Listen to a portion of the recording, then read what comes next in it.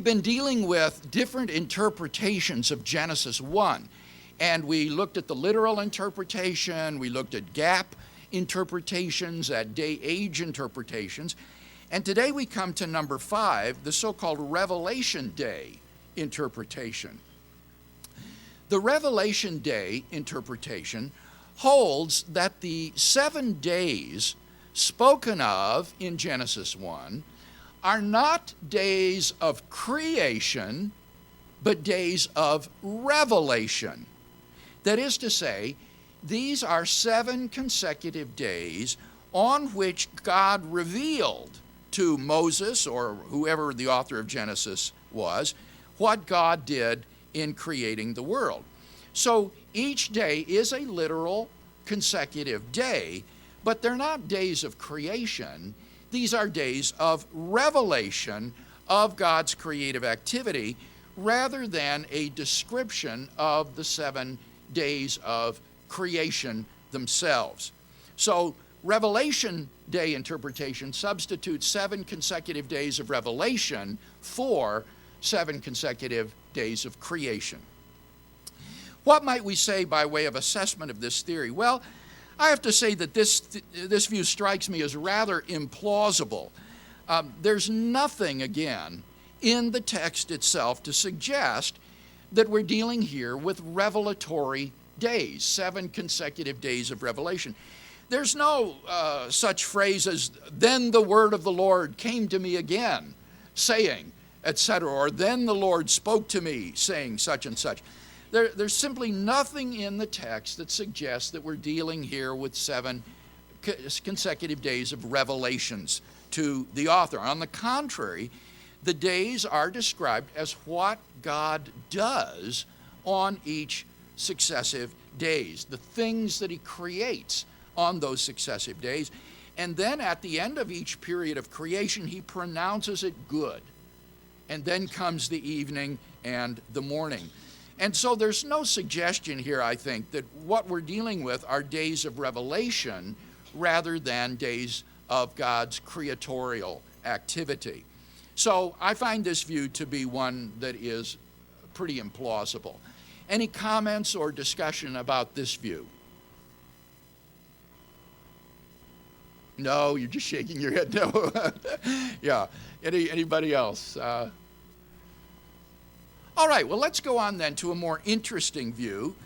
Number 6, the literary framework interpretation. The literary framework interpretation has been ably defended by the French New Testament scholar Henri Blocher. Though I confess to having heard on the lips of my American colleagues the view attributed to Henry Blocher. Henri Blocher wrote a book called In the Beginning, in which he defends the literary framework view. Now, according to this view, the author of Genesis 1 is not interested in chronology. He is not attempting to relate one view after another in chronological fashion. Rather, the days serve as a sort of literary framework on which he can hang his account of creation. He wants to describe how God is the source of all life. God is the creator of all the world.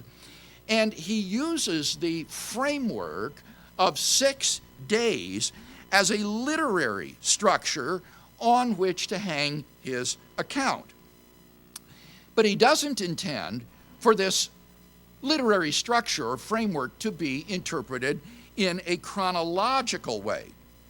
Now, ever since the Middle Ages, biblical commentators have noticed that there seems to be a sort of parallelism between the first 3 days and the second 3 days in Genesis chapter 1. Corresponding to the first day is day 4, corresponding to the second day is day 5, and corresponding to the third day is day 6. And Blocher also sees this structure as significant. He says that on the first 3 days, God creates the domain or the space for a certain life form or entity. And then on the correlated second 3 days, he creates the occupants of the space or the domain. So, to give an example, on day 2, the text says that God separates the waters which are above the heavens from the waters which are below the heavens. And then on the 5th day, he creates the sea creatures and the birds to inhabit the waters and to fly through the heavens where the water has been cleared away. Similarly, on day 3, God is said to create the dry land and the vegetation and the fruit trees. And then on day 6, he creates the land animals and man to occupy the dry land. And notice also that on the 3rd and the 6th day, there is a double work of creation on both of those days. On day 3, there's the dry land and the vegetation, 2 acts of creation. And then on day 6, there are 2 acts of creation, the land animals and then human beings. So the idea is that on the first 3 days, God creates the habitats or the domains, and then on the second day, he creates the inhabitants or the denizens of the domain. So the creation account is not intended to be chronological. Rather, the creation week is a sort of thematic or literary framework on which to hang a non-chronological account. Now, is there any comprehension type question about the literary framework view before I say something by way of assessment? Not a critical question, but do you understand the view that Blocher is laying out? Okay, good, then that is clear. Now, I think that this is an extremely interesting view, which is ably defended by Blocher, and so it deserves serious consideration. I do have to confess, however, being somewhat skeptical about the alleged parallelism between the first 3 days and the second 3 days, days 1 to 3 and 4 to 6. A closer reading of the text shows that these days are not really parallel in an exact way. For example, on day 4, God creates the lights in the sky, the great light, the sun, the lesser light, the moon, and the stars. So he creates the heavenly luminaries on day 4. Now, what corresponds to God's creating the lights in the firmament on day 4? Well, clearly, it's God's creation of the firmament on day 2. On day 2, he creates the firmament, and then on day 4, he places the lights in the firmament. Now, the separation of darkness and light on day 1 that takes place isn't really the creation of a place for the sun and the moon and the stars. That comes on day 2 when God creates the firmament. That is the place or the domain in which then on day 4 God places the sun and the moon and the stars. Similarly, on day 5, God creates the sea creatures. Now, what corresponds to God's creating the sea creatures? Well, it's his creation of the seas on day 3. That's where the verbal linkage is. True, on day 2, he separated the waters above the heavens from the waters below the heavens. But it's not until day 3 that the waters below the heavens are gathered into seas and are given the name seas. And then on day 5, God creates the sea creatures to inhabit the domain of the sea. So again, it's not really parallel to day 2, where he simply separates the waters above the heavens from the waters below the heavens.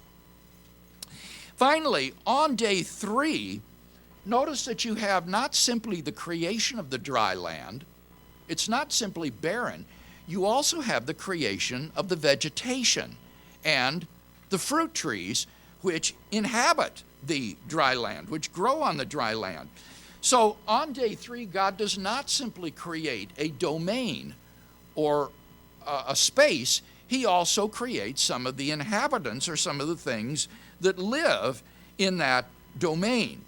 And I think it would be a real stretch of the imagination to think that the vegetation is meant to be a domain in which man and the animals are going to live, and they're created on day 6. So I have to say I'm not really persuaded that this parallelism is actually there in the text, as opposed to a sort of construction that the interpreter is imposing on the text or reading into the text. I don't think that this parallelism is really there in the way described. It seems to be a construction or manufacture of the interpreter, in this case Blocher. Now, having said that, I don't think that the literary framework view is committed to saying that the framework should be understood in terms of domains and inhabitants of those domains. As we'll see when we get to the view of functional creation, which we'll talk about next time, there's a parallelism also seen between the days, but it's interpreted in a different way than domains and denizens of those domains. So I don't think the literary framework view stands or falls on this particular interpretation of the parallels, but nevertheless it does seem, I think, to call into question Blocher's view. Secondly, moreover, I'm not convinced yet that the chronology in the narrative is not to be taken seriously. On the literary framework view, the chronology is meaningless, but surely the idea of numbering the consecutive days, 2nd, 3rd, 4th, 5th, 6th, with these ordinal numbers as the author does, and the progression from desolation in the beginning, the primordial seas, nothing alive, to the appearance of the dry land, then the vegetation, then the animal life, and finally culminating in man. And then on the 7th day, God's resting, finally, from his work of creation. Surely that suggests that chronology is part of this narrative. And Blocher admits that this motif of creation in 6 + 1 days is a common motif in ancient creation myths, such as Egyptian creation stories. And so that raises the question, well, if this is a common motif in the ancient world, why think that here in Genesis 1 that this isn't meant to be taken seriously? Why think this is just a literary device rather than genuine chronology? Notice that merely showing a parallelism doesn't show it to be non-chronological. You could still have parallelism between the days and have them chronologically ordered. So I have some skepticism about this view. Nevertheless, I think this is a very substantive and interesting view that deserves further exploration. All right, any discussion then about Blocher's literary framework view? Taewan. Well, it's very interesting, and I believe in the chronology, but the context and the content, the first 3 days and the later 3 days, I think it's in place if you see it as the boundary. When as a what? Boundary. A battery? Boundary. Oh, a boundary. Yeah. Okay, boundary. When he created the light, and the boundary is set between light and darkness. Yes. And then the second day is heaven and earth. Yes. The third day is land and sea. Uh-huh. And then the content comes in that boundary. And then he rested. And the interesting thing is human beings are trying to remove all the boundaries. And so the judgment comes in Noah's day when he removed the boundary between land and sea.